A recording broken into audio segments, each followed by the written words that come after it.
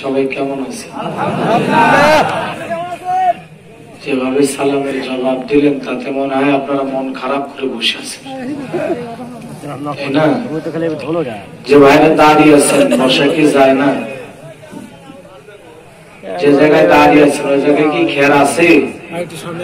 বসা যাবে? খের নাই হুজুর? খের নাই বলি, হোক পাতলা হোক ঘাসও আছে তো, একটু কষ্ট করে বসেন ভাই, ভালো লাগবে ইনশাআল্লাহ। বসেন। এখন তো রাত 11টা বেজেই গেছে, ঘন্টা খানিক সময় আছে। আপনাদেরও বেশি কষ্ট হবে না, আমারও বেশি কষ্ট হবে। অল্প সময়ের মধ্যেই কথা শেষ করে যাবে, তাই না? আসলে যে কর্তৃপক্ষের ভাইয়ের আমাকে রাত বেশি করে তোলে, আমি বিশ্বাস করি তারা আমাকে বেশি ভালোবাসে। কারণ কি জানেন? হুজুর এত দূর থেকে আসছেন কষ্ট করে, আপনি এত ওয়াজ করবেন কি? আপনাকে শেষ টাইমে তুলে দেবো, খালি কোনো মতে মনে যাবে, তার আগে 2-4 মিনিট যা পারেন করবেন। এই জন্য যারা বেশি কষ্ট দিতে চায় ওরা তুলে দেয় 9টা, 9:30, 10টা। আর যারা বেশি ভালোবাসে তারা তুলে দেয় রাত 11টার। ঘন্টা খানিক ওয়াজ করবেন, লোকজন ওটা শুরু করবে, আপনি দোয়া করে দেবেন। কত কষ্ট করলেন, গাইবন্ধ থেকে আসছেন, খামাকে কষ্ট করবেন, এইরকম একটা চিন্তা ভাবনা লোকজনের।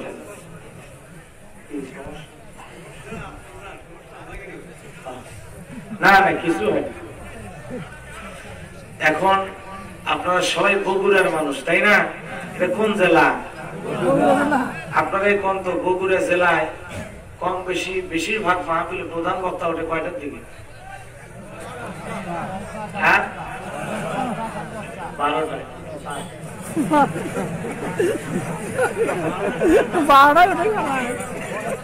কারণ এই শহর এলাকার মানুষ কম বেশি সবাই কাজকর্ম, তাই না? যে এলাকায় কাজ নেই কর্ম নাই সেটি সারা রাত হয়, সারা রাত শুনে সারাদিন ঘুম পারে, কারণ নেই যে। কিন্তু আপনাদের কাজকর্ম আছে না, আমরা সচেতন মানুষ, ব্যবসা আছে, প্রতিষ্ঠান আছে, ক্ষেত খামার আছে, অনেক কষ্ট আছে আপনাদের। সকাল হলে একটা না একটা কাজে বেরিয়ে যাওয়া লাগবে না বাজার, এই জন্য বলতেছি। যাই হোক,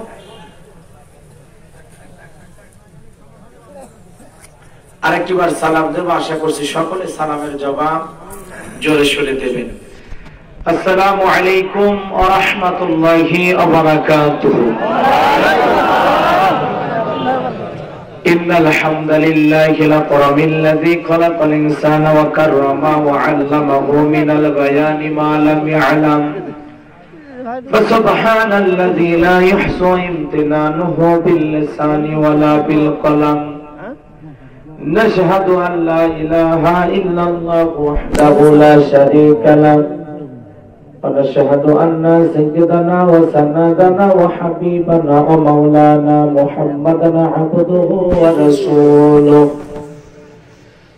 الذي أرسله بالحق بشيرا ونذيرا وداعيا إلى الله بإذنه وسراجا وقمرا منيرا. فقد قال الله تعالى في كلامه المجيد وفي فرقانه الحميد. সকল জবান ছেড়ে মুহাব্বতে আওয়াজ দিয়ে পড়ুন আউযু বিল্লাহি মিনাশ শাইতানির রাজীম। বিসমিল্লাহির রাহমানির রহিম। কুল্লু নাফসিন বিমা কাসাবাত রহিনা إلا أصحاب اليمين في جنات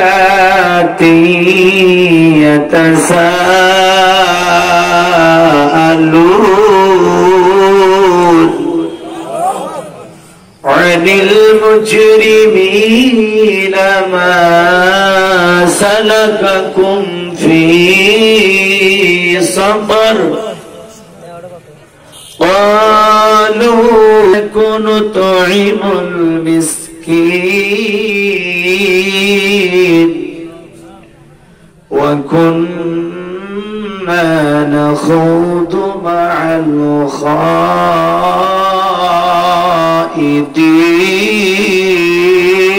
الخائضين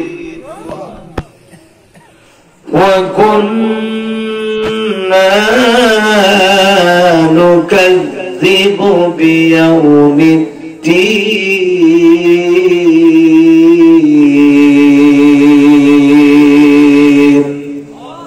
صدقت يا رب العالمين. وعن أبي هريرة رضي الله تعالى عنه قال قال رسول الله صلى الله عليه وسلم الدنيا سجن المؤمن وجنة الكافر رواه مسلم. وقال تعالى في شان حبيبي إن الله وملائكته يصلون على النبي يا أيها الذين آمنوا صلوا عليه وسلموا تسليما.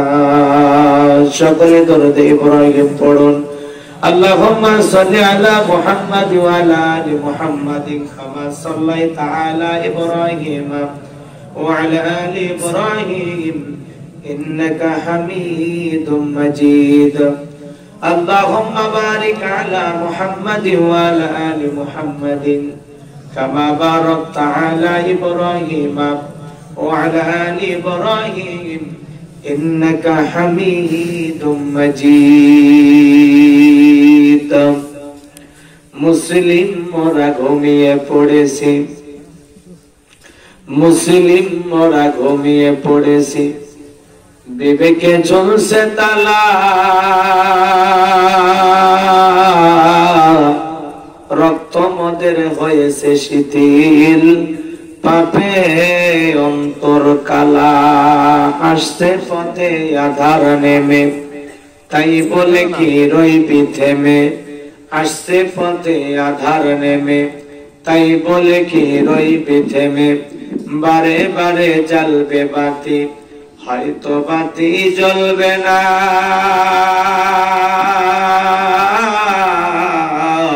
ভীরুর মতো বসে থাকলে চলবে না।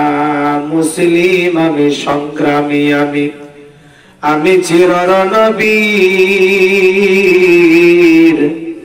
আল্লাহকে ছাড়া কাউকে করি না ভয়, নারাই তাকবীর। মুসলিম জাগে কারবালাতে কঠিন শপথ পরে, সেই মুসলিম চির উত্তম, তাই তো একত্রে শপথ নিলাম, আল্লাহ রাজ গর্ব এবার চির শান্তি সুখের নীর,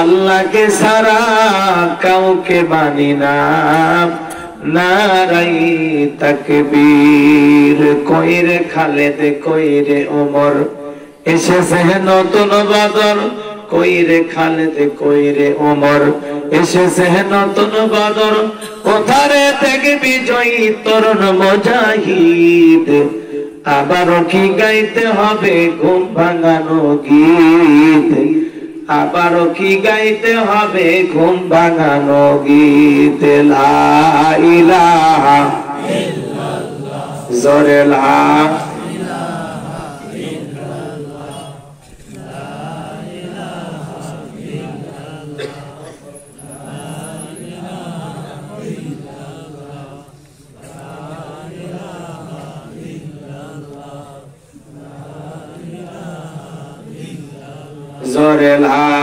ইলাহা ইল্লাল্লাহ, লা ইলাহা। করব বর্ষি চেনেন? বর্ষি চেনেন না? মাছ ধরার জন্য পুকুরে ফেলে, আপনারাই বলে পুকুরে যে বর্ষি ধরার জন্য মাছ ফেলা হয়, এই যে খাবার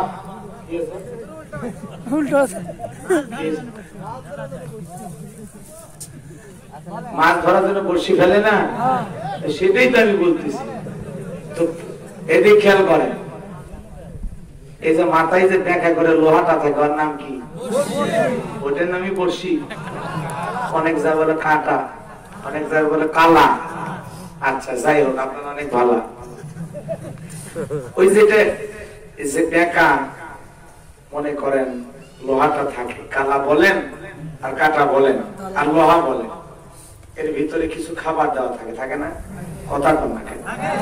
আওয়াজ দেওয়া লাগবে, আওয়াজ দেওয়া লাগবে। ঘুমাইছেন?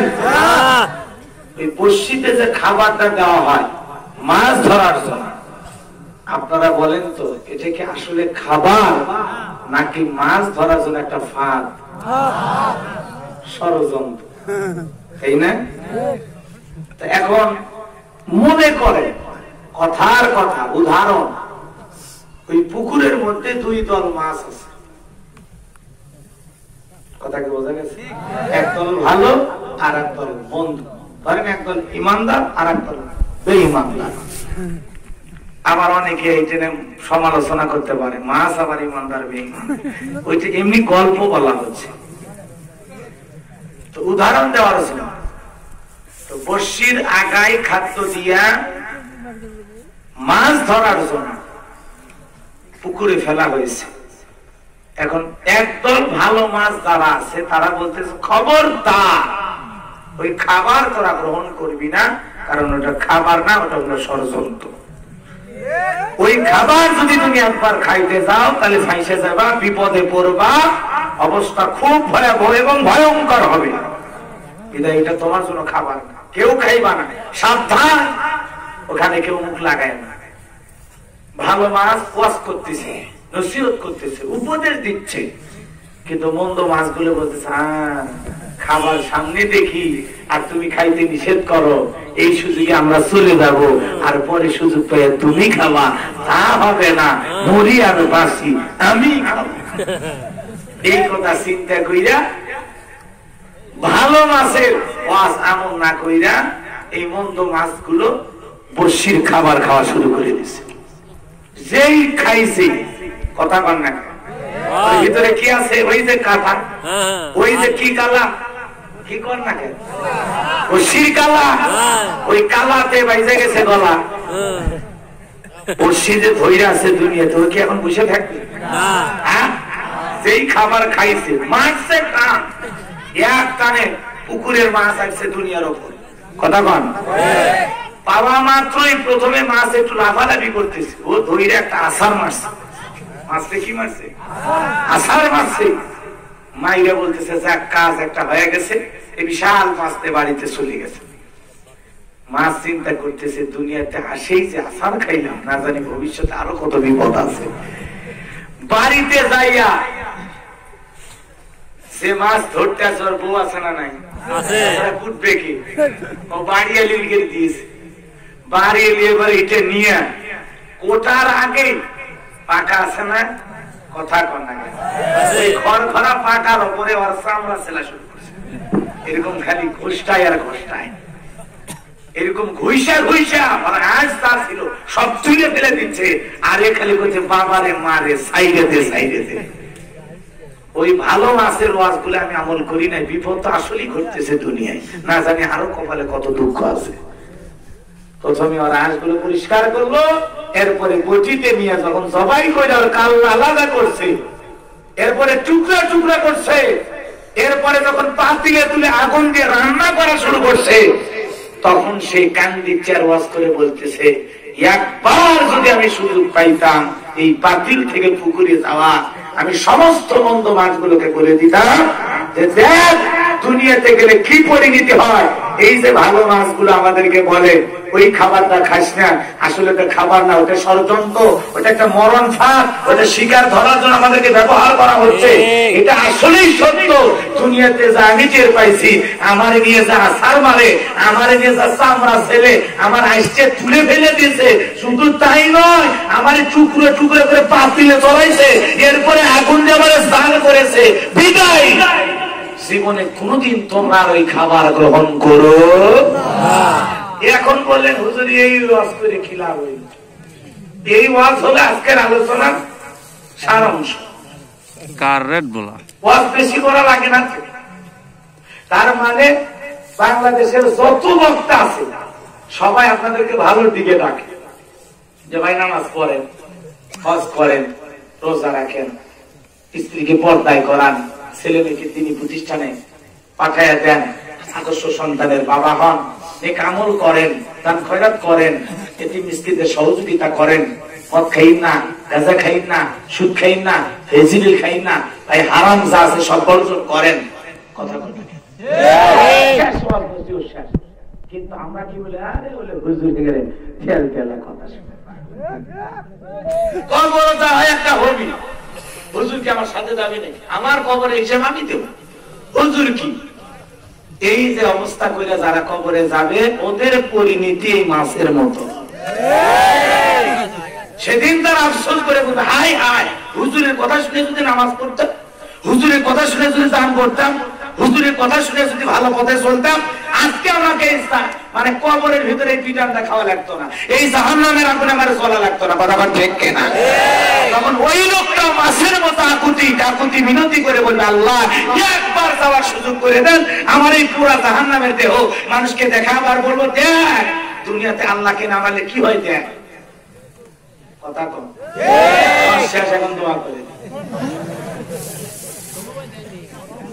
শুনবেন। মনে করছেন হুজুর খালি হাসির গল্প করে, গল্পের মাঝে শিক্ষা আছে, জ্ঞানী লোকেদের ইশারায় যথেষ্ট। কথা বলেন ঠিক?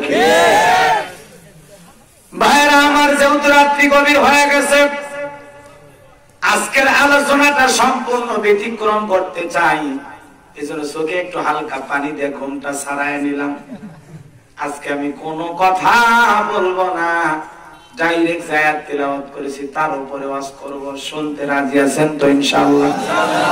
যদি কষ্ট না হয় দরদিরা মেহেরবানি করে দয়া করে, জীবনে যেহেতু সময়গুলো চলে যাচ্ছে, এটা একটা জিকিরের মজলিস, জান্নাতি বাগান, কোরআনের কথা বলা এবং শোনার জন্য আপনারা উপস্থিত হয়েছেন। 2টা মিনিট আসমানের মালিক আল্লাহকে খুশি করার জন্য প্রাণ ভরে ঠোঁটগুলো নাড়ায় নাড়ায় জিকির করবেন। যে কপাল পোড়া এরপরেও জিকির করবে না, বুঝতে পারবেন সত্যি ওর কপাল খারাপ। আর যারা 2টা ঠোঁট নাড়ায়া সুন্দর করে আমার মালিকের নামে জিকির করবে, বুঝবো আসলে এরা আল্লাহ ওয়ালা। কথা কোন ঠিক কিনা? একটু মেহেরবানি করে জবান ছেড়ে জিকির করেন, লা ইলাহা ইল্লাল্লাহ, জোরে লা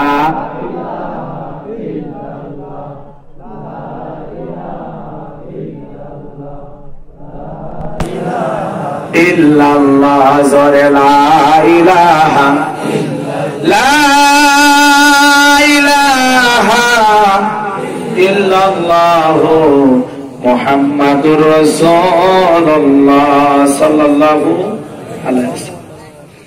রাজনৈতিক কোন বক্তব্য হবে না। আচ্ছা, এই কয়েক মিনিট কথা বললাম, এর মধ্যে কোন রাজনীতি পাইছেন? ঠিক, আমি যে আয়াতগুলো তিলাওয়াত করছি, আয়াতের মধ্যে কোন রাজনীতি আছে? রাজনীতি আয়াত আছে, কিন্তু আজকে ধরিনি। কথা বল না কেন? আপনার কথা শুনে তো দেখেছি ওই দিকে আগে যাওয়া। যদি বলে নৌকা না রাস্তা, বলবে আমার মনেই ছিল। আপনারা কি মনে করেন রাজনীতি করা গুনাহ হারাম? পাগলের দেশে বসবাস করেন নাকি? মনে রাখবেন, রাজনীতি যদি হয় কোরআন সুন্নাহর রাজনীতি, রাজনীতিটা যদি হয় রাসূলের আদর্শের রাজনীতি, রাজনীতিটা যদি হয় সাহাবা ইকরামদের দেখানো রাজনীতি, এই রাজনীতি করা প্রত্যেকটা মুসলমানের জন্য ইবাদত করা মানে ঠিক না। এজন্য মনে করবেন না মোল্লাদের মুখ থেকে, হুজুরদের মুখ থেকে রাজনীতির কথা বলে হারাম না জায়েজ, আমাদের মুখ থেকে যদি রাজনীতির কথা বলে হারাম হয়, আপনার মুখ থেকে তো ডবল হারাম। তো পানি উড়েন না মিয়া, রাজনীতি করার জায়গা মানবে না। আমরা পাক পবিত্র হয়ে আসছি, ওযু করে এই জায়গায় বসছি, কোরআন হাদিসের কোথায় গেছে আমরা বুঝি। আল্লাহর জমিনে আল্লাহর পাঠানো সংবিধান, আল্লাহর বিধান, আল্লাহর পাঠানো নিয়ম নীতি বিচার ব্যবস্থা সবকিছুতে যদি সমাজ রাষ্ট্র পরিচালনা হইতো, এই সমাজ জান্নাতি সমাজে পরিণত হতো। অপরাধ আমরা বুঝি না, অপরাধ থেকে বুঝি না, এই জন্য মানুষের তৈরি করা গুলো নিয়ে মনে করতেছি বাবাই রব বাবাই সব। বাবা নিয়ে পড়ে আছেন, কবরে যান, খেলা সামলাই নেন। হায় হায় হায়, এক পার্টি নেতার গরম এলাকার থাকা যায় কি করে? এটা ভাই গাইবান্ধা থেকে আসে বগুড়ায় কেন রাজনীতি করবে? এমনি বগুড়ার অবস্থা খারাপ, খালি মুখে মুখে তারেক জিয়া, কাজে কর্মে কিছুই নাই, কথা কর না গা।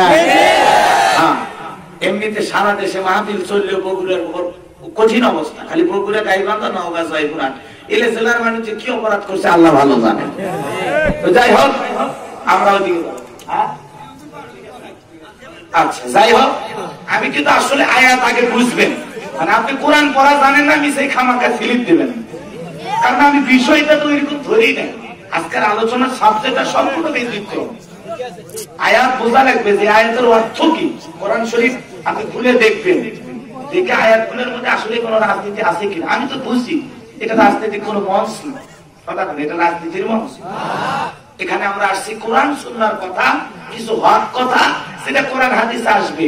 এটা পিতামাতার খেদমত হতে পারে, নামাজ হতে পারে, হজ হতে পারে, ইসলামী সমাজ ব্যবস্থা কিভাবে কায়েম করতে হবে সেটা হতে পারে, জিহাদের আলোচনা হতে পারে, বিভিন্ন ধরনের আলোচনা হতে পারে। এক কথায় বিসমিল্লাহর বা থেকে সূরা নাসের সিন পর্যন্ত যা আছে তাই বলবো, কথা বলেন ঠিক কিনা?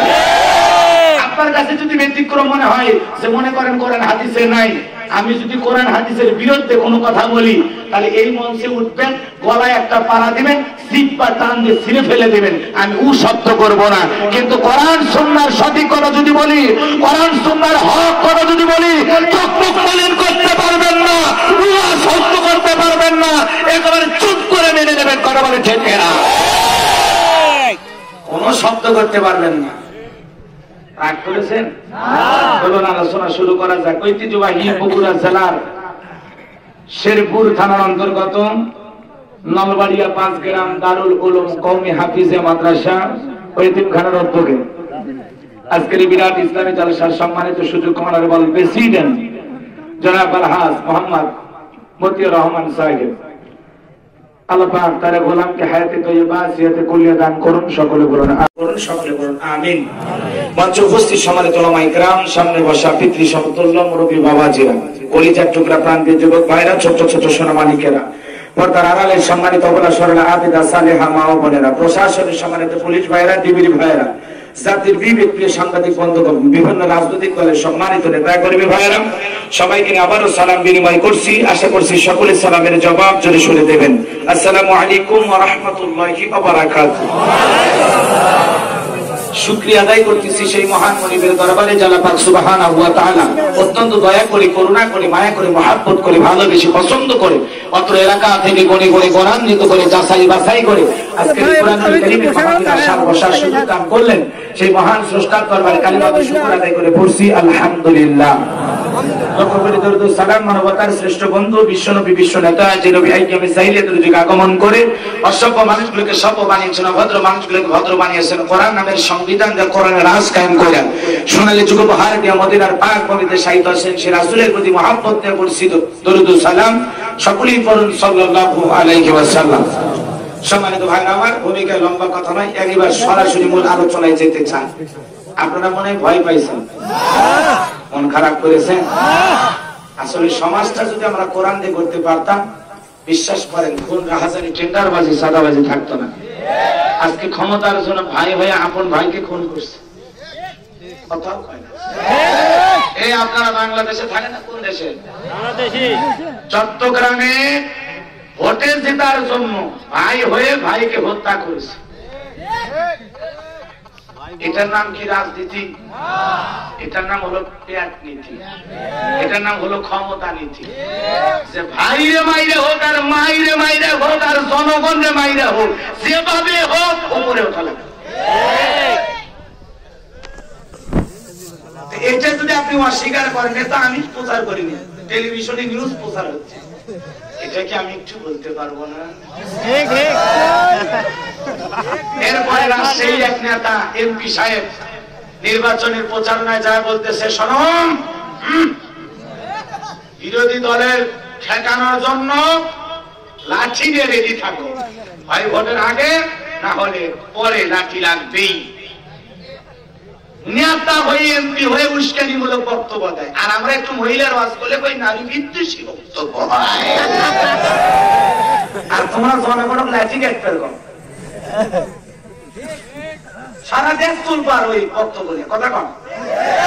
এমপির মুখ থেকে জনগণ কি মারামারি শিখেবার গেছে নাকি? রাগ করেছে? তোমরা একটু এদিক সেদিক করবে আর আমরা একটু বললেই দোষ হয় নাকি?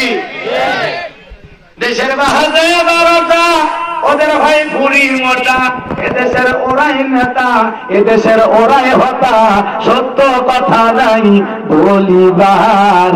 চারিদিকে দেখি শুধু অন্ধকার, চারিদিকে দেখি শুধু অন্ধকার, নেই কখনো আশা, বন্ধ মুখের ভাষা, চারিদিকে দেখি শুধু অন্ধকার।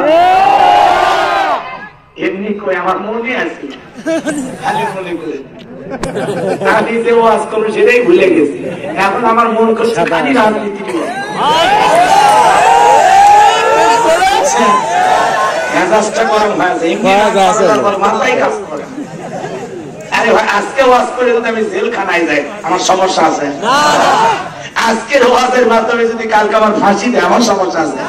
এরা বুঝে না কতদিন আগে মার কাছ থেকে বিদায় নিছি, কতদিন আগে প্রত্যেকটা ওয়াজের সেশন শুরু হওয়ার সাথে সাথে বইয়ের কাছেও বিদায় নেই, সাওয়ালের কাছেও বিদায়। আমার ছোট মেয়ে আয়েশা সিদ্দিকে পিচ্ছে না, খালি প্রতিদিন ওয়াজে একবার করে বলবে, বাবা ভালো করে ওয়াজ করো, বাবা ভালো করে ওয়াজ করো। আর বলছে, ওই যে তোমার আমার সালাম আঙ্কেল আছে, সালাম আঙ্কেলের মাইক ভেঙে দিয়েছে, দুষ্ট লোক, সালাম আঙ্কেলের মাইক ভেঙে দিয়েছে। তার মানে ওই যে আব্দুল সালাম বক্তা আছে না ভাই, আমার এক ছোট মানে আমরা সমবয়সী ভাই, তো এরকম ওয়াজ করতে সভাপতি এসে মাইক বেঁকা করে দিয়েছে। তাই দুনিয়াতে একটা কোরআনের মাহফিলের মাইক বেঁকা করে দেয়, ওই তো বেঁকা হয়ে জাহান্নামে গেছে। কথা বল ঠিক না? তোর কি এমন বাজে গেছে যে ওয়াজ মাহফিলে বক্তা ওয়াজ করে ডাইরেক্ট কয়, হুজুর রাজনীতির ওয়াজ হচ্ছে। আপনি রাজনীতি বুঝেন কি? আপনার রাজনীতি তো সমাজ ধ্বংস করে রাজনীতি।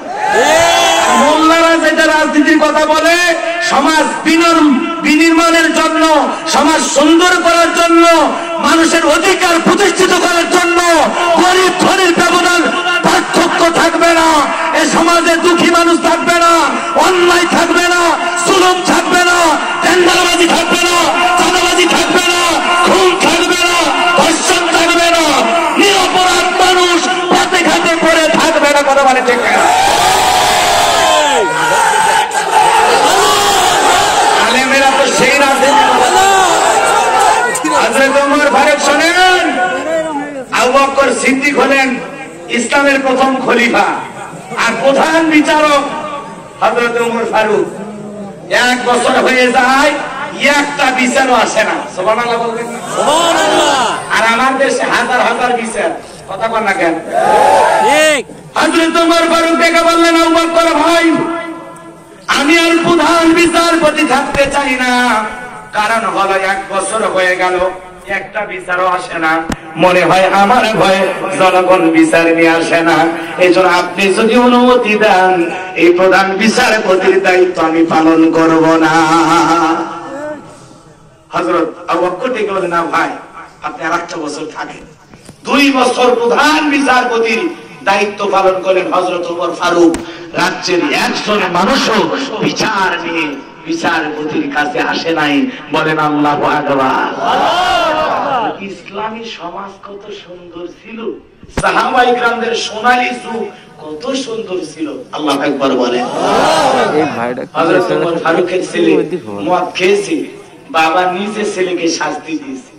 আর আমরা নির্বাচনে বিজয় লাভ করার পরে রাত 12টার পরে নাইট ক্লাবে পার্টি দিই। হুজুর হেলা রাজনীতির কথা বললে তোমার লুচ্চামি করার জায়গা থাকবে না। কথা ঠিক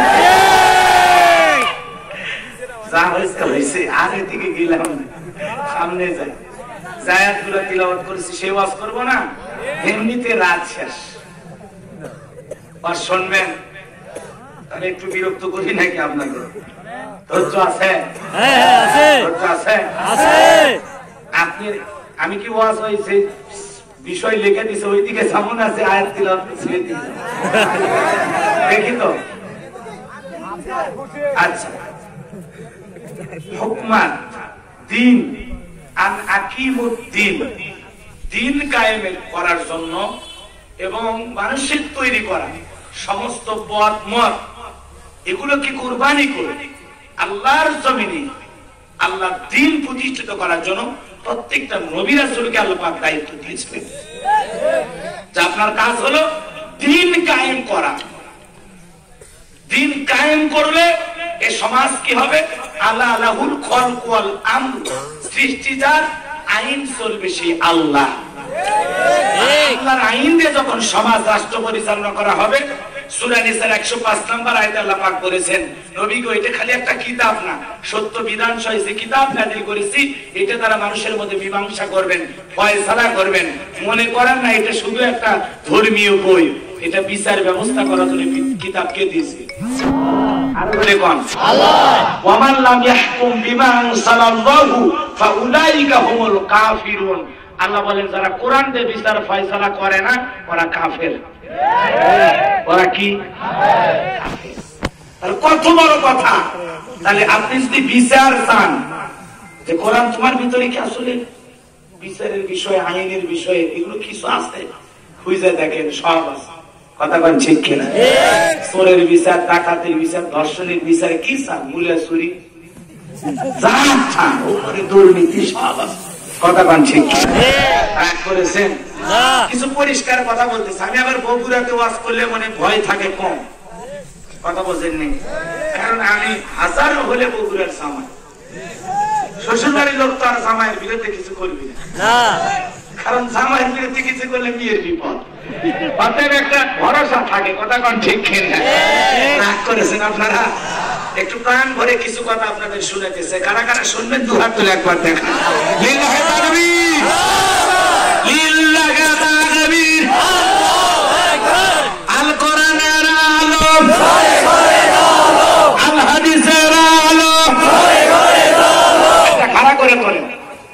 আচ্ছা বলেন তো, দুনিয়াতে শ্বশুরের কাছে জামাই যদি কিছু চাই ফেরত দেয়, কথা লোকজন হয়, তাদেরকে কমিটিরা টার্গেট করে দাওয়াত দেওয়ার পিছনে কিছু কারণও থাকে। কথা বুঝেন না? মাদ্রাসার উন্নতি, মসজিদের উন্নতি, এজন্য আপনাদের এই বিরক্তটা সহ্য করা লাগবে শুধু দিনের স্বার্থে। রাগ করার কোনো সুযোগ নেই। ওয়াজ তো শুনতেই পারবেন ইনশাআল্লাহ। যেমন বছরে হয়তো আমরা 20-30টা মাহফিল পাই যেখানে কোনো কালেকশন হয় না। 200 মাহফিল করলে 20-30টা পাওয়া যায় যেখানে কোনো কালেকশন হয় না। আর 170টা দিয়ে কালেকশন করা লাগে। খালি আমি না, ওই তৃতীয় বক্তা থেকে সবারই কালেকশন করা লাগে। কথা বোঝেন না? এজন্য কি করবেন? উপায় নাই। আপনারা চাইলে দেন, না চাইলে দেন, আপনাদেরও দোষ আছে। ধরেন এই যে মাহফিলের সামনে একটা বক্স দেওয়া থাকলো, ওই বক্সের ভিতরে সবাই টাকা দিয়ে ঢুকলে, এদিকে ওয়াজ করতেছে, বক্সে টাকা তুলতেছে। মাহফিল শেষে বক্স খুলে দেখে 2.5 লাখ টাকা। তাহলে কি আর বক্তা দিয়ে কালেকশন করার দরকার আছে? আপনারা একটু পরিবর্তন হন। বক্স আউট হয়ে যাবে, বক্সই থাকতো। তাহলে বক্সের দরকার না ভাই, হাতে হাতে রুমালে রুমালেই দেন, তাহলে টাকাগুলো মাদ্রাসা কর্তৃপক্ষ পায়। কথা বলবো কোন সূরা? মুদ্দাসির। কি নাম? আরো জোরে বলেন। মুদ্দাসির। পবিত্র কোরআনুল কারীমের ৭৪ নাম্বার সূরা। মোট আয়াত আছে ৫৬, রুকু আছে ২টি। বিশ্বনবীর মক্কার জিন্দেগিতে সূরাটি নাযিল হয়েছে। জবান ছেড়ে সবাই তেলাওয়াত করেন। আউযু বিল্লাহি মিনাশ শাইতানির রাজীম। বিসমিল্লাহির রাহমানির রহিম। বিতাড়িত মুদ্দা শয়তানের কাছ থেকে আল্লাহর কাছে আশ্রয় প্রার্থনা চাচ্ছি। পরম করুণাময় সিন্ধু আল্লাহর নামে শুরু করছি। সূরা মুদ্দাসির, মুদ্দাসির মানে পোশাক পরিহিত। আল্লাহু আকবার বলেন। আল্লাহ রাব্বুল আলামিন বলেন, আমরা 38 নম্বর আয়াত থেকে আলোচনা শুরু করলাম। কত নাম্বার? আল্লাহ রাব্বুল আলামিন বলেন, কুল্লু নাফসিম বিমা কাসাবাত রাহিনা। আর জোরে বলেন আল্লাহু আকবার। আল্লাহ রাব্বুল আলামিন বলেন, কুল্লু নাফসিম বিমা কাসাবাত রাহিনা। প্রত্যেকটা ব্যক্তি তার নিজ কৃতকর্মের ব্যাপারে আবদ্ধ থাকবে। নিজের কৃতকর্মের হিসাব নিজেকে দেওয়া লাগবে। নিজের কৃতকর্মের হিসাব, আপনার কৃতকর্মের হিসাব আপনার ছেলে দেবে না, আপনার মেয়ে দেবে না, আপনার বিবি দেবে না। যার কৃতকর্মের হিসাব তাকেই দেওয়া লাগবে। কথায় আছে, যেমন কর্ম তেমন ফল। বিশ্বাস নাই করিয়া দেখো, বেহেশত আর দোজখ সাত বিশ্বাস নাই মরিয়া দেখো। তাহলে আপনার আমার জীবনের সমস্ত কৃতকর্মের হিসাব কার কাছে দেওয়া লাগবে? আরে ধরে বলেন, কার কাছে? আপনি কি মনে করেন হুজুর আমার কৃতকর্ম যা যা আছে সব আল্লাহর কাছে কি লিপিবদ্ধ আছে? অবশ্যই আছে। কিরামান কাতিবিনা ইয়ালামুনা মা তাফআলুন। সম্মানিত দুইজন লেখক সর্বদাই আপনার জীবনের সমস্ত কথাগুলো লিপিবদ্ধ করতেছে, সংরক্ষণ করতেছে, লিখে রাখতেছে। কথা বলেন ঠিক কিনা? বাইরে আমার দিলের কানটা লাগা শোনেন।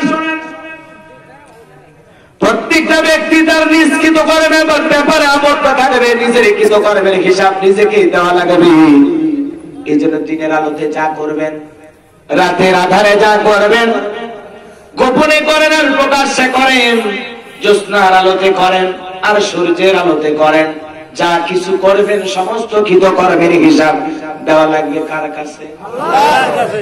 এখন যদি বলে হুজুর তাই নাকি? বলে হ্যাঁ। আপনাদের একটা সহজ কথা বলি, এখানে সরকারের গোয়েন্দা বাহিনীর লোক থাকতে পারে কিনা? ডিবি থাকতে পারে কিনা? দেখে মনে হয় মাথায় পাগড়ি, মুখে দাড়ি, মনে হয় তাবলীগের আমির, কিন্তু খবর নিয়ে দেখেন সরকারের। কথা বল না কেন?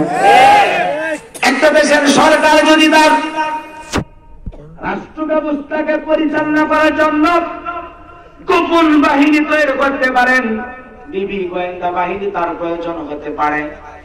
আমার আল্লাহ এত পৃথিবী সুন্দর করে চালায়, এত সুন্দর পৃথিবী আল্লাহ তৈরি করেছেন। আমার আল্লাহর ডিবি ফেরেশতা আছে না? না। আমার আল্লাহ বলেন, মা ইয়ালফিযু মিন কাউলিন ইল্লা লাদাইহি রাকীবুন আতীদ। আল্লাহ বলেন, মানুষ এমন কোন কথা উচ্চারণ করে না, তার এই কথা, তার এই কাজ, তার এই কর্ম রেকর্ড করার জন্য, লিপিবদ্ধ করার জন্য আমার ফেরেশতারা নাই। আমার ফেরেশতারা আছে সদা সর্বদাই 24টা ঘন্টায় আপনাকে পাহারা দিচ্ছে। কথা বলেন ঠিক কিনা? কিন্তু আপনি আমি টের পাইতেছি না। রাগ করেছেন মনে হয় আমার কথায়। একটা আয়াত বুঝাইতে গেলে কিন্তু অনেক কথা বলা লাগবে। এজন্য যে কোরআন থেকে কথা বলে সে কিন্তু সত্য কথা বলে। মান ক্বালা বিহি সাদাকা, যে কোরআন থেকে কথা বলে সে সত্য কথা বলে। আর কোরআনতে ওয়াজ করলে ভাগ্য খুলবে আপনার আমার সবার। কথা কোন না কেন? ওয়াযাক্কির ফাইন্না যিকরা তানফাউল মুমিনিন। সূরা জারিয়ার 55 নম্বর আয়াত আল্লাহ ডেকে বলেন, যারা আমার মুমিন বান্দা তাদের সামনে যদি কোরআন দিয়ে ওয়াজ করা হয়, কোরআন থেকে উপদেশ দেওয়া হয়, এই কথাগুলো আমার মুমিন বান্দাদের উপকারে আসবে। বলেন সুবহানাল্লাহ। এজন্য বগুড়ার সচেতন চালাক মুসলমান ও শেরপুরের যুবক ভাইরা রে, তোমাদের সামনে যদি আল্লাহর কোরআন থেকে ওয়াজ করা হয়, তোমাদের কি কোনো আপত্তি আছে? ঘটনার প্রেক্ষাপটে কথাকে বুঝাইতে যুক্তি প্রেক্ষাপট উপস্থাপন করার প্রয়োজন হলে নিয়ে আসবো, কিন্তু তাই বলে আয়াত তিলাওয়াত করে ডাইরেক্ট কানে হাত দিয়ে টান দিয়ে বলতে পারবো না হরিণীর কিচ্ছা, টান দিয়ে বলতে পারবো না ফাতেমার ঘটনা। কথা বল। হ্যাঁ, কোরআন দিয়ে ওয়াজ করেন কি দিয়া?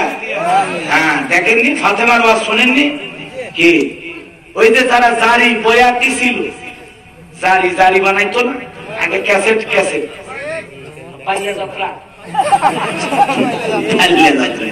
আচ্ছা যাই হোক, আমার ভাষায় আমি জারি বলি, আপনারা বোঝেন কিনা জানি না। ওই যে ক্যাসেটে বাজতো জারি, ওই যে টুন টুন টুন টুন করে বাজাইতো আর বলতো হযরত ওসমান ফাতেমাকে দাওয়াত নাহি দিল, খাবার পুরা সব ছাই হইয়া গেল বন্ধু হে। এই যে জারি, এই যে শুনে মুরব্বি চাচা কান্দিয়ে চোখের পানি ফেলে দেয়। ফাতেমা কিসব দাওয়াত দিল, কথা কোন ঠিক কিনা? আসলে এই ধরনের ঘটনা কোরআনেও নাই, হাদিসেও নাই, সব বানোয়াট, মিথ্যা এবং বিভ্রান্তিকর ঘটনা, কথা বলে ঠিক কিনা? এগুলো শুনে মানুষ দেওয়াজ করবো। আমি শুধু ঘটনা পারি, এমন এক ঘটনা ধরবো আপনি জীবনেও শোনেন, বলা যাবে না, বললে লাভ নাই তো, পুরোটাই লস, বক্তারও লস, শ্রোতারও লস। এখন মিডিয়া যদি না থাকতো আমি বলতাম, মিডিয়া আছে, পরে আবার অন্যান্য বক্তারা আবার আমার দুনিয়া ধরবে, হুজুর এই ঘটনা পাইছে, কারণ তো বানায় কথা কন নাই, 100% ঠিক করেছেন, কিন্তু বানায় বলবো বলা যাবে না। কোরআনের মধ্যে এত ওয়াজ আছে যে শুধু কোরআনের ওয়াজ করে তো জীবন চলে যাবে, শেষ হবে না, কথা বলে না কেন? এত ওয়াজ কোরআন আছে, এত দিলের কান্দা লাগা শরৎ বগুড়ার চালাক মুসলমানেরা, আপনারা যদি কোরআনের ওয়াজ না শোনেন তাহলে বাংলাদেশের আর কেউ শুনবে না। কারণ বগুড়ার মানুষকে বুঝাইতে হলে কোরআন দিয়ে বোঝান লাগবে। কারণ ওই লাউ কদুর ওয়াজ বগুড়ার মুসলমানেরা শোনে না, সেটা আমি আগে থেকেই জানি। হাজার হলে আপনারা আমার শ্বশুর, আমি তো বুঝি শ্বশুরেরা কি চায়। হ্যাঁ, অপেক্ষায় থাকেন, একেবারে ঘাটে ঘাটে মার হবে, হবে না, কথা বলছি। এই জায়গাটি কাটবো, ফাড়বো, অপারেশন করবো, ছেড়ে দেবো, চাবি আর খালি চলবি। কি করলো রে, এমন জায়গায় খান ভাসুর হয়েছে ডাক্তার, দেখানোর কোন উপায় নাই, কথা বুঝেছেন তো? সামনের দিকে যাই, দিলের কান্দা লাগা শোনেন, তাহলে দিনের আলোতে বলেন, রাতের আধারে বলেন, যা কৃতকর্ম করবেন সমস্ত কৃতকর্ম গুলো রেকর্ড করার জন্য আল্লাহর ফেরেশতা আছে না নাই? আপনার জীবনের আমল নামা যেদিন আপনার হাতে দেওয়া হবে, সেদিন আফসোস করে কি বলবেন? মালি হাযাল কিতাব লা ইগাদিরু সগীরাতাও ইল্লা কাবীরাতান ইল্লা আহসাহা। সেদিন আফসোস করে বলবেন, আল্লাহ এত বড় আশ্চর্যজনক একটা কিতাব, এমন কোন বিষয় নাই যাই কিতাবের মধ্যে লেখা হয় নাই। ছোট কথাও লেখা হয়েছে, বড় কথাও লেখা হয়েছে, কোনো কিছুই বাদ চাই নাই। বলেন আল্লাহু আকবার। مثقال ذرة خيرا يره ومن يعمل مثقال ذرة شرا يره। আল্লাহ রাব্বুল আলামিন জানাই দিলেন, বান্দা যদি তুমি অনুপরিমাণ নেক আমল করে থাকো, এটাও তোমার আমলনামায় লিপিবদ্ধ হবে, লেখা হবে। আবার অনুপরিমাণ যারা পরিমাণ যদি গুনাহ করে থাকো, ছোট ছোট অপরাধ, ছোট ছোট পাপ করে থাকো, এটাও তোমার আমলনামায় লিপিবদ্ধ থাকবে, লেখা থাকবে। জোরে বলেন আল্লাহু আকবার। কুল্লু নাফসিন বিমা কাসাবাত রহিনা। প্রত্যেকটা ব্যক্তি তার নিষ্কৃত কর্মের ব্যাপারে দায়বদ্ধ থাকবে, আবদ্ধ থাকবে। এই জায়গায় 4টা লোকের উদাহরণ দিই, বলবো 4টা লোকের উদাহরণ দেবো। 1 নাম্বার হলো মসজিদের ইমাম সাহেব। অনেক একটা মানুষ 50,000 টাকা দিয়ে বলে, হুজুর এই টাকাটা মসজিদের কাজে লাগাবেন, আমি যে দান করলাম কারো কাছে বলবেন না, আমি দানটা গোপনে করলাম, আমার নাম প্রকাশ করার দরকার নাই। ইমাম সাহেবকে যখন দান করতেছে, বলেন তো এই সময়টার ভিডিও আল্লাহর কাছে আছে না নাই? ইমাম সাহেব যদি মনে করে এই টাকা মসজিদে না দিয়ে পুরো টাকা আত্মসাৎ করে মাইরা দেই, মসজিদের কাজে লাগাবো না, বলেন তো এই ইমাম সাহেবকে কি আল্লাহ দরবারে হিসাব দিতে হবে না? নাকি হুজুর মানুষ বলে ফেরেশতারা বলবে না, তুই একটা দান মারে মারুক, হুজুর মানুষ মাফ করে দে, তাই বলবে? ফেরেশতারা কি হুজুর আর খেজুর পার্থক্য বোঝে? কথা বল না কেন? ওরা ভালো বলে লিখবে, মন্দ বলে লিখবে। এখন গাঁজা খাচ্ছে, আবার এসে মসজিদে নামাজও করতেছে, ওইটাও লিখতেছে, কথা বল না কেন? 2 জায়গারই ভিডিও। সামনের দিকে যাই, একটু বুঝতে ভালো হবে। ইমাম সাহেব যদি আবার ওই টাকাটা মসজিদের কাজেই লাগায়, সেটারও ভিডিও থাকবে, কথা বল ঠিক? এই মাদ্রাসার মুআজ্জিম হুজুর আব্দুল্লাহ হুজুর খুব ভালো হুজুর, আমি তার কথা বলবো না, কিন্তু একটা উদাহরণ দেওয়ার জন্য তাকেও আমার ব্যবহার করা লাগবে। মনে করেন এলাকার একজন মানুষ মোটা তাজা একটা ছাগল দিল আর বলল, হুজুর ইতিম বাচ্চাদের জবাই করে খাওয়াবেন আর আল্লাহর কাছে একটু আমার নামে দোয়া করবেন। হুজুর ছাগল জবাই করে দেখলেন 12 কেজি গোশত। চিন্তা করলেন 6 কেজি রান্না করে আর 6 কেজি আমার শ্বশুর বাড়িতে পাঠায় দেই, অথবা নিজে বিবি বাচ্চা নিয়ে রান্না করে খাবো। হুজুর যদি 6 কেজি এতিমদের খাওয়ায় আর 6 কেজি নিজে আত্মসাৎ করে, বিপদ আছে না?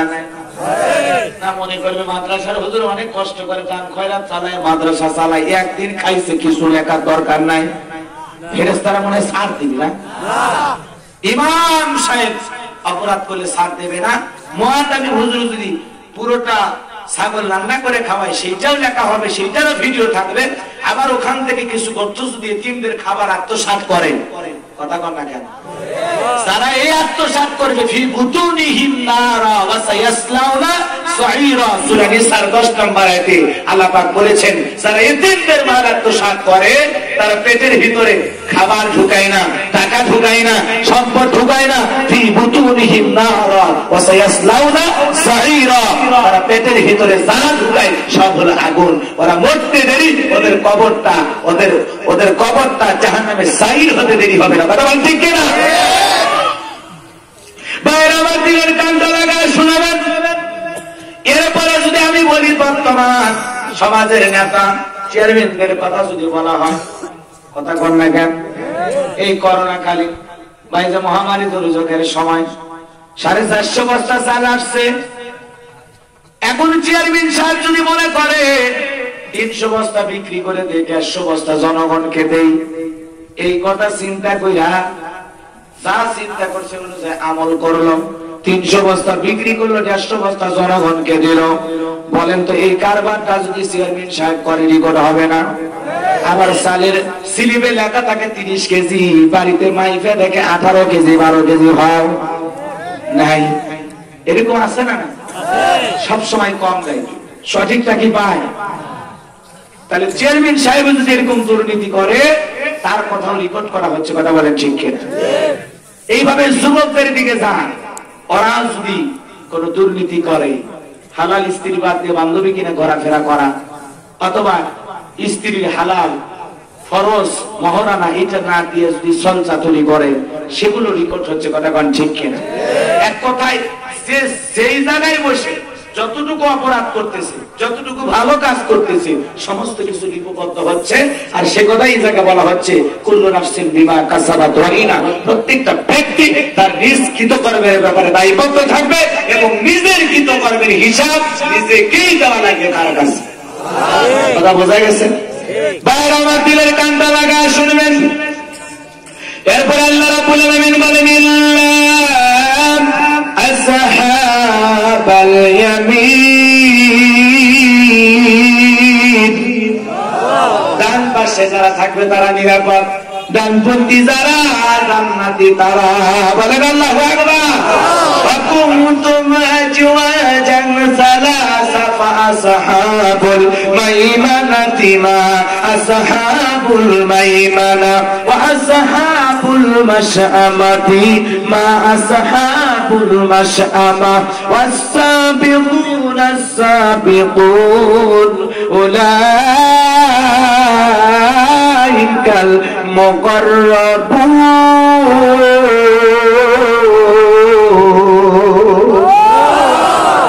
সূরা ওয়াকিয়ার ভিতরে আল্লাহ পাক জানায় দিলেন, কিয়ামতের ময়দানে আল্লাহ পাক মানুষকে 3 শ্রেণীতে বিভক্ত করবে। 1 নাম্বার শ্রেণী ডানপন্থী যারা, জান্নাতি যারা, ডান পাশে থাকবে যারা, নিরাপদে থাকবে তারা। বলেন আল্লাহু আকবার। এজন্য ডানপন্থী হওয়া দরকার আছে না নাই? ডানপন্থীদের ভালোবাসেন কে?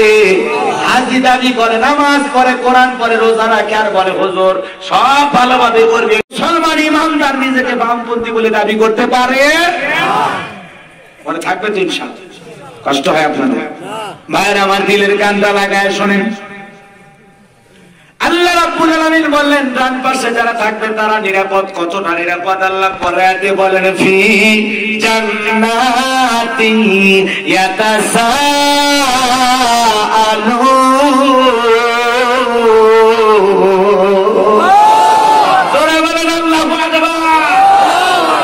আল্লাহ বলেন ডান পাশে যারা থাকবে তারা থাকবে জান্নাতের উদ্যানে, জান্নাতের বাগানে, এবং জান্নাতি একজন আরেকজনের সাথে পরস্পরে গল্প করবে, গল্পে লিপ্ত হবে। বলেন সুবহানাল্লাহ।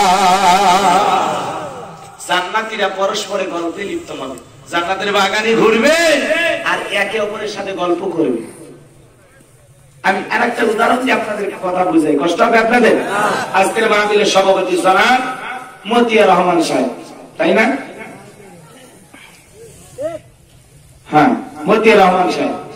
আমি দোয়া করতেছি আজকের মাহফিল থেকে, আল্লাহ আজকের মাহফিলের সভাপতি জনাব মতিয়া রহমান স্যার, চেয়ারম্যান সাহেব, তাকে আপনি যে জান্নাত দেবেন আল্লাহ ওই একই জান্নাতে আমি গোলাম রব্বানি কেউ কবুল করেন। আল্লাহ যদি আমাদের সবাইকে একই জান্নাতে কবুল করেন, জোরে বলেন আমিন। আমাদের সবাইকে যেন আল্লাহ একই জান্নাতে কবুল করেন, জোরে বলেন আমিন। আরেকবার জোরে বলেন আমিন। খালি চেয়ারম্যান সাহেবের জন্য দোয়া করে মন খারাপ করতেছে, সবার জন্য দোয়া হবে, আমার জন্য হয়েছে। এতে খেয়াল কর, জান্নাতীরা পরস্পরে গল্পে লিপ্ত হবে। কি গল্প করবে? পরিচয় না থাকলে গল্প হয় কথা না। তখন একজন আর একজন জান্নাত থেকে চিনি, হুজুর আপনার বাড়ি গাইবান্ধা ছিল, আপনি চিনতে পারছেন আমি শেরপুরে, ওই যে নলবাড়িয়া 5 গ্রাম জালসা হয়েছিল একটা মাহফিল, দুনিয়ার থাকতে হুজুর অনেক বছর আগের কথা, আমি সেই মাহফিলের সভাপতি ছিলাম। আল্লাহ দয়া করে দেখেন একই জান্নাতে আমাকে কবুল করছে, আপনাকে কবুল করছে। হুজুর কবরের জীবন চলে গেল, বিচার ফুলসিরাত চলে গেল, বিচার জীবন চলে গেল, আল্লাহ দয়া করে আপনার আমাকে খুশি হইয়া আল্লাহ জান্নাত দিয়েছে। আসেন হুজুর গল্প করে আসেন। জান্নাতের বাগানে দুইজন দুই চেয়ারে বসে গল্প হবে। আর একটা কথা বললে ভালো বুঝবে, আল্লাহর একজন পয়গাম্বর ছিল, নাম তার মুসা আলাইহিস সালাম। কি নাম? আরে জোরে বলেন। মুসা নবী আল্লাহকে একদিন ডেকে বলে, আল্লাহ গো আমার কি জান্নাত দেবেন? আল্লাহ ডেকে বলে, মুসা এটা কেমন কথা? নবী মানুষ কেন জান্নাত দেব না? অবশ্যই জান্নাত দেব। মুসা নবী ডেকে বলে, আল্লাহ জান্নাত দেবেন জানলাম, বুঝলাম, কিন্তু জান্নাতে প্রতিবেশী কে হবে? কারণ দুনিয়াতে দেখি প্রতিবেশীর মধ্যে ঝগড়া মারামারি আছে না নাই? আরে জোরে বলেন আছে না নাই? এক প্রতিবেশী আর এক প্রতিবেশীকে দেখতে পারে না, ঝগড়া ঝাঁটি লাইগা চলাচলে রাস্তা বন্ধ কইরা দেয়, রাস্তার মধ্যে ব্যারিকেড দেয়, কাঁটা দিয়া বাঁশ দিয়ে ব্যারিকেড দিয়ে বলে কোন দিক দিয়ে যাবি, আমার সাথে ঝগড়া করবি, আবার আমার রাস্তা দিয়ে হাঁটতে দিলাম না, বন্ধ করলাম। আছে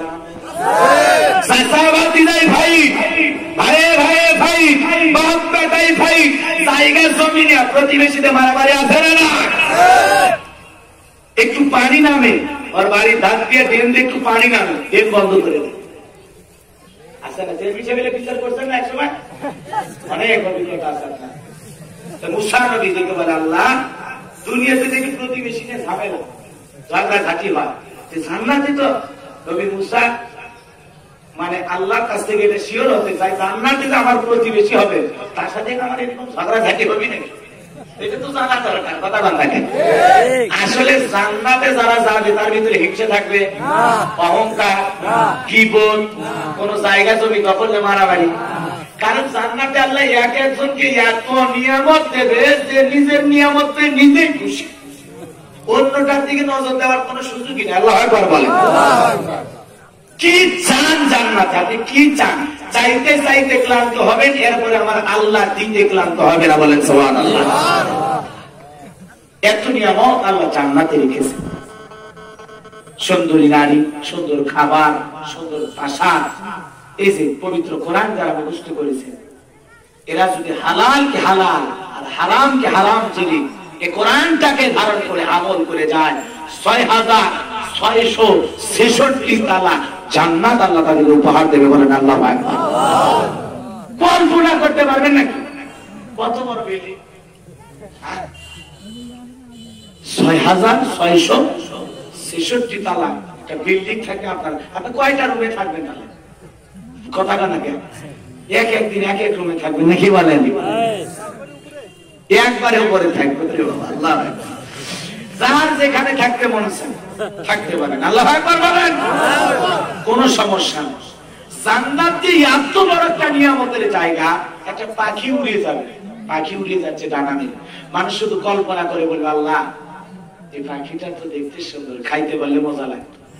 এই যে বলার শেষ, ওই পাখির ঘুনা গোস্ত সামনে আসতে দেরি হবে না। মানে আপনার কথা বলার শেষ, ঘুনা গোস্ত সামনে আসবে। ভাই খান মাছের কলিজা দিয়ে জান্নাতীদের প্রথম খাবার হবে কিসের কলিজা? কল্পনা করা যায় আল্লাহ কি আইটেম রেডি করে রাখছে জান্নাতে। সুবহানাল্লাহ বলেন। মাছের কলিজা দেন খাবার শুরু হবে। সুবহানাল্লাহ বলেন। কি খাবেন, কি নেবেন, কি চান, খেদমতের কোনো অভাব নাই। দুনিয়াতে একটা বউ নেই দেখাই দেয়, আর জান্নাতে এতগুলো খেদমতের নারী থাকবে। সুবহানাল্লাহ বলেন। এক হুজুরে ওয়াজ করছে জান্নাতি হুর দেওয়া হবে পুরুষদেরকে, মহিলাদের যেন কি মহিলার এই আফসোসে বাঁচে না, এই আফসোসে বাঁচে। এক মহিলা দোয়া করতেছে আল্লাহ জান্নাতের মধ্যে আমাকে ঘুরিয়ে দিও, ঘুরিয়ে। স্বামী কাছে ঘুরে কিরে কাছে কে আল্লাহ তোমার যদি হুর দেয় নারী সুন্দর, জান্নাতের মধ্যে ঘুরে মানে সুন্দর পুরুষ তোমার মতো পাও কাটা না। কথা বললেন নেই?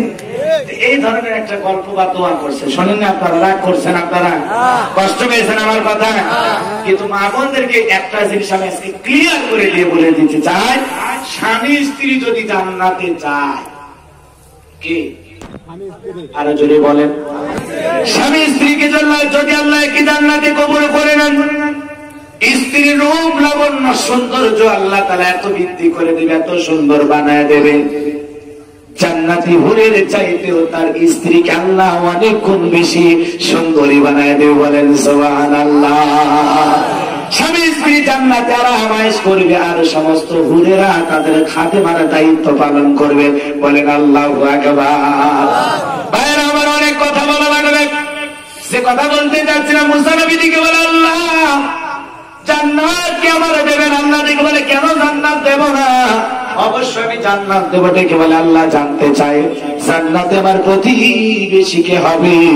আল্লাহ রাব্বুল আলামিন ডেকে বলে মুসা তোমার পাশের ফ্ল্যাটের একই জান্নাতে অবস্থান করবে এমন একজন ব্যক্তি যে দুনিয়াতে বর্তমানে কসাই।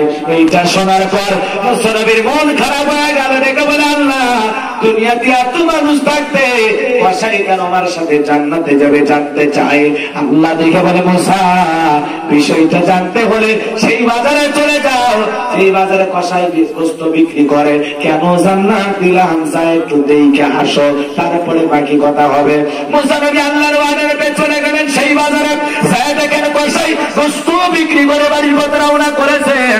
মুসা নবী কসাইকে পেছন থেকে ডাক দিয়ে বলে কসাই ভাই আমি আপনার বাড়ির মেহমান হতে চাই, আপনার কি তাতে কোনো আপত্তি আছে ভাই? কসাই দেখে বলে না না, আপনার মতো মুসাফির যদি আমার বাড়ির মেহমান হয় আমার ভাগ্য ভালো, আলহামদুলিল্লাহ আমার কোনো আপত্তি নাই, চলেন। মুসা নবী চলে গেলেন কসাইয়ের বাড়িতে। কসাই সুন্দর করে গোশত রান্না করলেন। ঘটনা শুনে না, মূল উদ্দেশ্য নয়, শুধুমাত্র আয়াত থেকে বোঝানোর জন্য বলতেছি বাজার। মুসা নবী দেখলেন কসাই সুন্দর করে গোশতগুলো রান্না করলেন। রান্না করার পর কসাই তার আপন হাতে ওই খাবারটা একজন বৃদ্ধা নারীকে খাওয়াইলেন। সেই নারী অন্ধ চোখে দেখে না। ওই নারীকে খাওয়ানোর পর কসাই যখন চলে আসলেন, মহিলার দুটি হাত তুলে আল্লাহর কাছে দোয়া করে বলে আল্লাহ ও আল্লাহ আমার সন্তান তো এত ভালো, আমার এত খেদমত করে, আমি সন্তানের উপরে এত খুশি হয়ে গেছে। আল্লাহ এই জামানার মুসা নবীকে আপনি যে জান্নাত দেবেন ওই একই জান্নাতে আমার কসাই ছেলেটাকে আপনি কবুল করে নেন। জোরে কোন আমিন।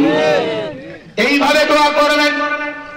মুসা নবী কসাইকে ডেকে বলে কসাই একজন ভদ্র মহিলার কণ্ঠে আওয়াজ পেলাম দোয়া করে। মহিলাটাকে বলে আপনি কিছু মনে নেবেন না, প্রতিদিন আমার মা আল্লাহর কাছে দোয়া করে, আল্লাহ গো, এই জামানার মুসা নবী যে জান্নাতে থাকবে, একই জান্নাতে আমার কলিজার টুকরাকে আপনি কবুল করেন। আপনি বলেন কই মুসা নবী আর কই আমার মতো সামান্য একজন কসাই, তাই কি হয়? মুসা নবী দেখে বলে কসাই তুমি কি মুসা নবীকে দেখেছো? বলে না দেখি নাই, দেখলে তো চর্মচোখ দণ্ড হয়ে যেত। মুসা নবী দেখে বলে তাকায় দেখো, আমি জামানার নবী মুসা, আর তোমার মায়ের তো আল্লাহ কবুল করেছে এবং আমার সাথে একই জান্নাতে তুমি থাকবা, আমার আল্লাহ নিজে আমাকে জানাইয়া দিয়েছে। তাহলে চিন্তা করেন বাজান, মা দোয়া করার কারণে একজন কসাই যদি মুসা নবীর সাথে জান্নাতে যায়, সেই মায়ের দোয়ার দাম আছে না নাই? আরো জোরে বলেন আছে না নাই? মা যদি দোয়া করে তোমার আল্লাহ কোটিপতি বানায় দিতে পারে, আর মা যদি অভিশাপ দেয় বদদোয়াতে আল্লাহ তোরে ফকিরিপতি বানায় দিবে। কথা কোন ঠিক কিনা? পিতা মাতার সাথে ইহসান করা লাগবে, উত্তম আচরণ করা লাগবে, ভালো ব্যবহার করা লাগবে। এই হুকুম কার?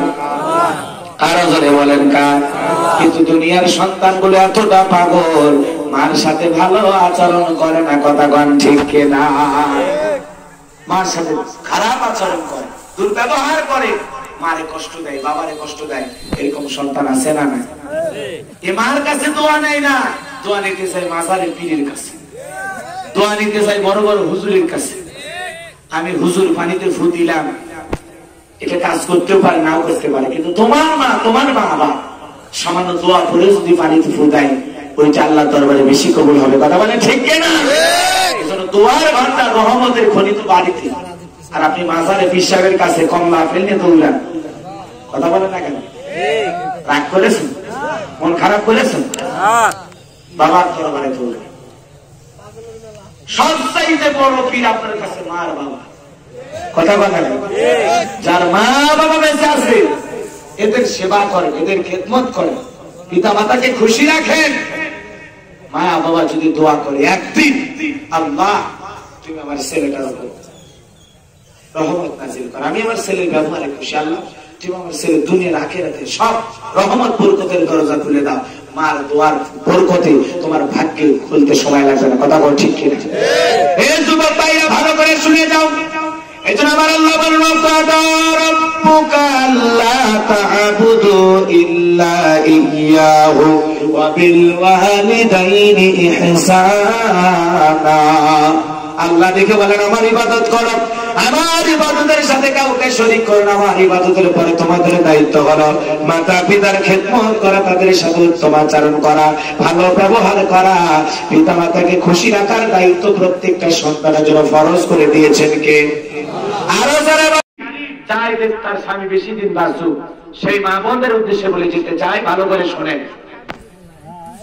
যে ব্যক্তি তার আত্মীয়তার সম্পর্ককে জুড়ে রাখে, আত্মীয়তার রক্তের সম্পর্ককে জুড়ে রাখে, মজবুত করে, আত্মীয়তার সম্পর্ক মজবুত করার জন্য আত্মীয় স্বজনকে দাওয়াত দেয়, খাওয়ায়, খরচ করে, পিতা মাতা ভাই বোনের জন্য খরচ করে। যে ব্যক্তি দুনিয়াতে আত্মীয় স্বজন ভাই বোন পিতা মাতার জন্য খরচ করে, আল্লাহ পাক দুনিয়াতে তার রিজিক বৃদ্ধি করে দেয়। বলেন আল্লাহু আকবার। তার হায়াত বৃদ্ধি করে দেয়। বলেন আল্লাহু আকবার। তাহলে যে নারী চায় তার স্বামীর হায়াত বাড়ুক, স্বামীর সম্পদ বাড়ুক, সেই স্ত্রীর দায়িত্ব সে যেন তার পিতা মাতা ভাই বোন ননদ দেবর সবার জন্য বেশি বেশি করে স্বামীকে খরচ করতে দেয়, কোনো বাধা যেন না দেয়। কথা বলে ঠিক কিনা? আর যে বাধা দেবে, আমাদের ভবিষ্যৎ নাই, সব খরচ করে ধ্বংস করে ফেলে দিবা, দুই তিনটা ছেলে নিয়ে হয়ে যায়, তাদের কি হবে? এরকম বউ আছে না নাই? যে বউ স্বামীর এরকম ধমক দিয়ে বুঝাইতেছে, বোঝা যায় ওই স্ত্রী চায় তার স্বামী তাড়াতাড়ি মরুক। কথা বলা গেছে, কিন্তু আপনাকে একটু চালাক হতে হবে, একটা ব্যালেন্স করতে হবে। স্ত্রীর কাছে যখন যাবেন, বউয়ের কাছে এমন বোকা সাজবেন, এমন বোকা, বউ যা যা বুঝাবে সব কথা ঠিক বলছে, হ্যাঁ ঠিক আছে, আসলে এটাই ঠিক, মানে ও যা বলতেছে আপনি সব ঠিক বলবেন। আবার এদিকে আপনার গোপনে গোপনে তলে তলে যা দায়িত্ব মা বাবাকে দেওয়া, ভাই বোনকে দেওয়া, সব দায়িত্ব পালন করবেন, ওদের জন্য খরচ করতে কোনো কৃপণতা করবেন না। এরপরে বউ যখন বলবে তোমার এই আত্মনিষেধ করি, এত নিষেধ করি, তাও শোনো না, তখন তোলে উঠে গেলে আমার মনেই থাকে না, ছায়া দিয়ে দিই, তুমি তো একটা বলো, তুমি একটা বোকা। কথা কোন ঠিক কিনা? ও বোকা বলুক বলদ বলুক, স্ত্রীর কাছে বোকা সাজানোর মধ্যে একটা মজা আছে। কথা কান ঠিক না? ও যা খুশি বলুক। রাগ করেছেন মনে হয়? বাইরে আমার দিলের কানটা লাগা শুনে যান, অনেক কথা আছে বাজান, বলতে গেলে সময় লম্বা হয়ে যাবে, বলার সময় নাই। এজন্য তো আর ভান্ডার রহমতের খনি মা বাবা, মাজারে যাওয়া লাগবে না, পীরের কাছে যাওয়া লাগবে না।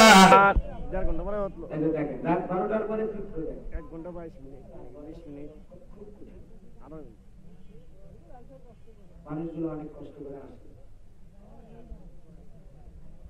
আমার ভাইরা তাহলে জান্নাতীরা জান্নাতের ভিতরে গল্প করবেন, ফি জান্নাতি ইয়াতাসাআলুন।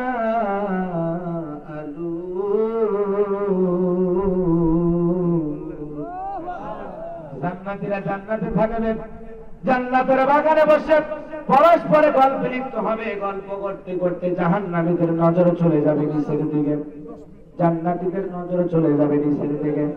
তারা তাকায় দেখবে, জাহান্নাম দেখা যায় নিচের দিকে, অপরাধীদেরকে দেখা যায়, জাহান্নামের শাস্তি ভোগ করতেছে মানুষ দেখা যায়, তাদের চিৎকার শোনা যায়। তখন তাদেরকে বলা হবে, আনিল মুজরিমিন মা সালাকাকুম ফি সাকার। হে অপরাধীরা, কোন অপরাধে তোমরা এই সাকার নামক জাহান্নামের আগুনে জ্বলো? দুনিয়ার জীবনে কি এমন অপরাধ করছো, কেন আজকে তোমাদের এই অবস্থা? কেন তোমাদেরকে জাহান্নামের আগুন দিয়ে জ্বালানো হয়? সেই জাহান্নামের আগুনকে আল্লাহ পাক এক নয় দুই নয়, দুনিয়ার আগুনের চাইতে 70 গুণ স্পিড বেশি। যে জাহান্নামের আগুনকে আল্লাহ পাক 3000 বছর জ্বালাইছেন, ওই জাহান্নামের যন্ত্রণা সহ্য করা বড় কঠিন। ইন্না জাহান্নামা কানাত মিরসাদা লিত্তাগীনা মাআবা লাবিসিনা ফিহা আহকাবা। আল্লাহু আকবার। নিশ্চয়ই জাহান্নাম ওর পেটে রয়েছে আল্লাহর অবাধ্য নাফরমান বান্দাদেরকে ধরার জন্য। জাহান্নাম হলো অপরাধীদের থাকার আবাস স্থল, এখানে তারা যুগের পর যুগ থাকবে। কথা বলে ঠিক? অনেক কথা চোখ জ্বলতেছে আমাকে। বাড়িতে যাবেন, কি করবো? আহা, জাহান্নামের কথা শুনে উঠে যায় এরা। কি এই লোকগুলো জাহান্নামের আগুনে জ্বলবে, তাদের 4টি অপরাধ। দেখেন তো আপনাদের জীবনের সাথে অপরাধ গুলো আছে কিনা? 4টি অপরাধ। কয়টি? 4টি অপরাধ। জাহান্নামের আগুনে যারা জ্বলবে বাজান, জাহান্নামের আগুনের তীব্র যন্ত্রণা সহ্য করার মুক্ত শক্তি পৃথিবীর কোনো মানুষের নাই। কথা কন না কেন? জাহান্নামের আগুনের যন্ত্রণা বড় কঠিন। জাহান্নামের আগুনে জ্বলতে জ্বলতে জাহান্নামীরা তৃষ্ণার্ত হয়ে যাবে, তাদেরকে কিন্তু ভালো পানি খাওয়াতে দেওয়া হবে না। লা ইয়াযুকুনা ফিহা বারদান ওয়ালা শারাবা ইল্লা হামিমান ওয়া গাসসাকা। জাহান্নামীদেরকে তৃষ্ণা মিটানোর জন্য মিনারেল ওয়াটার দেওয়া হবে না, ফ্রিজের ঠান্ডা পানি দেওয়া হবে না, এমন ফুটান্ত এমন উত্তপ্ত গরম পানি দেওয়া হবে। জাহান্নামীরা ফুটান্ত গরম পানি পান করবে, যা বুঝবে কিন্তু কিছুই নয়, দুর্গন্ধযুক্ত। জাহান্নামীরা যখন ওই পানিটা পান করবে, জাহান্নামীদের নারী মুড়িগুলো গলে গলে যাবে, জাহান্নামীরা চিৎকার মেরে কাঁদবে, তাদের কান্নার আওয়াজ এতটা বেশি যা ভাষায় প্রকাশ করা যাবে না। জাহান্নামীদের চেহারাগুলো ইয়াউমা তুকাল্লাবু ওজুহুকুম ফিন্নার, জাহান্নামের আগুন দিয়ে জাহান্নামীদের চেহারাগুলো ওলটপালট করে পুড়িয়ে ফেলা হয়েছে। জাহান্নামের আগুনে জ্বলতে জ্বলতে লোকগুলো হয়ে যাবে কয়লার মতো কালো। এই জাহান্নামীদেরকে বলা হবে আনিল মুজরিমিনা মা সালাকাকুম ফি সাকার। হে অপরাধীরা, কোন অপরাধে কি কারণে আজকে তোমরা জাহান্নামের আগুনে চলো? দুনিয়ার জীবনে কি অপরাধ করছো?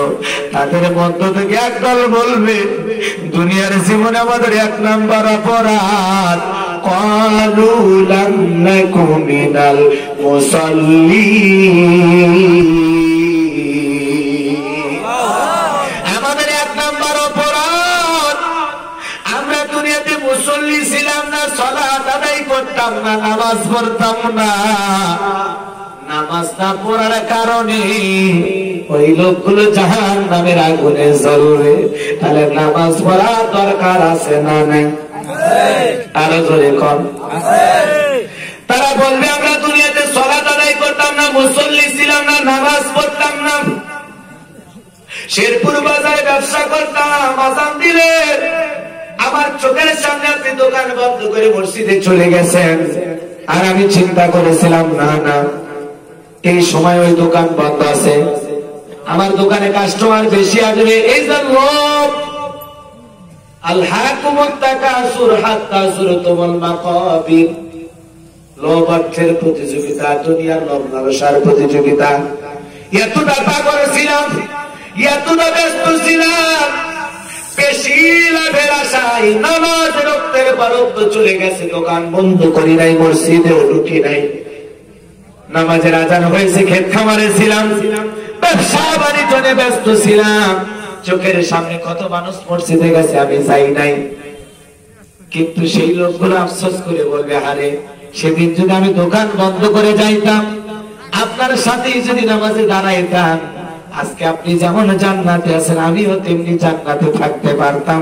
শুধুমাত্র কেবলমাত্র ক্বালু লাম নাকু মিনাল মুসাল্লিন, দুনিয়াতে মুসল্লি না থাকার কারণে, সালাত আদায় না করার কারণে, নামাজ না পড়ার কারণে আমাকে আজকে জাহান্নামের আগুনে জ্বলা লাগতেছে। এইবার লোকগুলোকে বলা হবে তোমাদের 2 নাম্বার অপরাধ কি? ওয়ালাম নাকু নুতইমুল মিসকিন। আমাদের 2 নাম্বার অপরাধ, আমরা অভাবগ্রস্ত মিসকিনদের খাবার দিতাম না, সাহায্য সহযোগিতা করতাম না, দুঃখী মানুষের খোঁজ খবর নিতাম না। এই যে প্রচন্ড শীতের দিন, জান্না কত শিশু অসহায় মানুষ আছে, তাদের এই শীতের উষ্ণতার ভালোবাসা ছড়িয়ে দিতে জান্না 2-3টা কম্বল কিনে দেন, বালিশের ব্যবস্থা করেন, ল্যাপের ব্যবস্থা করে দেন। কত এতিম বাচ্চা মাদ্রাসায় পড়াশোনা করে, কত কষ্ট করে, শীতের মধ্যে তারা থাকতে পারে না, দেন না এতিমের গায়ে একটা কম্বল জড়ায় দেন, আল্লাহর আরশ খুশি হয়ে যাবে। কথা বলেন ঠিক কিনা? কিন্তু আমরা তো এগুলো করি না, অভাবগ্রস্ত ব্যক্তিদের খাবার দেই না। রাসূলের কাছে একজন লোক এসে বলে নবী গো আমারে কিছু দেন, ও নবী আমারে কিছু দেন। কি দেব? কয় কাপড় দেন। নবীজি সঙ্গে সঙ্গে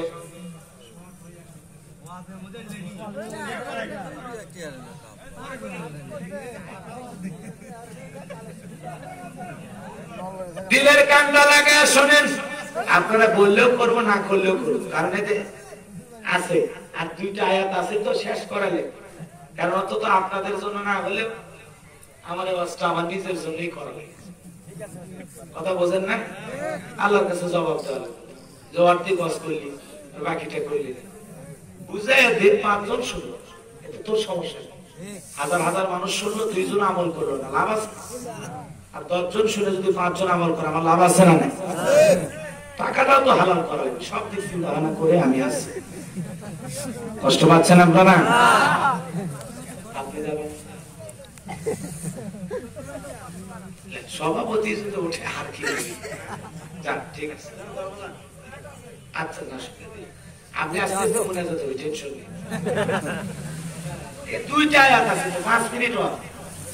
এরপরে যুবক আর মা বোনদেরকে হালকা যদি কিছু বলি বলবো, না হলে দোয়া করে দেবো। ভালো করে শোনেন, অভাবগ্রস্ত ব্যক্তিদের খাবার দিতে হবে। একজন মিসকিন রাসূলের কাছে যায়, নবী গো আমার কাপড় দেন। রাসূলুল্লাহ নিজের পরনের জুব্বা খুলে দিয়ে দিলেন। আরেকদিন একজন ব্যক্তি এসে বলে নবী গো আমারে কিছু দেন। নবী ডেকে বলে আমার কাছে যা আছে তা দিলে চলবে না, আমার জামাই ওসমানের কাছে চলে যাও। এইবার ফকির ব্যক্তি ওসমানের কাছে চলে গেলেন। হযরত ওসমানের বাড়িতে যা দেখে, হযরত ওসমান পিঁপড়ার মুখ থেকে খাবার খুলে খুলে নেয়। কোথেকে খাবার খুলেছে? পিঁপড়ের মুখ থেকে। কথা বুঝতে পারছেন? এই জায়গায় হুজুরে এলো ওয়াজ করছে, আলহামদুলিল্লাহ, তাহলে এটা বলার দরকার নেই। একটা ফকির কিন্তু বোঝে কে ভিক্ষে দিবি আর কে দিবি না, আছে না এরকম চালাক? আমার দেশে অনেক মানুষ আছে প্যান্ট শার্ট পরা, হাজার হাজার টাকা পকেটে আছে, ফকির ভিক্ষে চাইলে ভাই মাফ করেন, আছে না? আচ্ছা, মাফ চাওয়া লাগবে কেন? একটা ফকিরের কাছে যে ব্যক্তি মাফ চায়, তাহলে বড় ফকির কি? আপনি ফকিরের কাছে মাফ চান, আপনার আত্মসম্মান নাই, কেন মাফ চাওয়া লাগবে? কোন সায়েদ দরিদ্র লোক গেলে খবরদার তাকে খালি হাতে ফেরত দিও না, ভর্ৎসনা করো না, ধমক দিও না, কিছু না কিছু দিয়ে ফেরত দিতে হবে। কথা বলে ঠিক কিনা? তাহলে তারা বলবে আমার অভাবগ্রস্ত ব্যক্তিদের খাবার দিতাম না, প্রতিবেশীর সন্তান না খেয়ে থাকতো খবর নিতাম না, প্রতিবেশী না খেয়ে থাকতো খবর নিতাম না।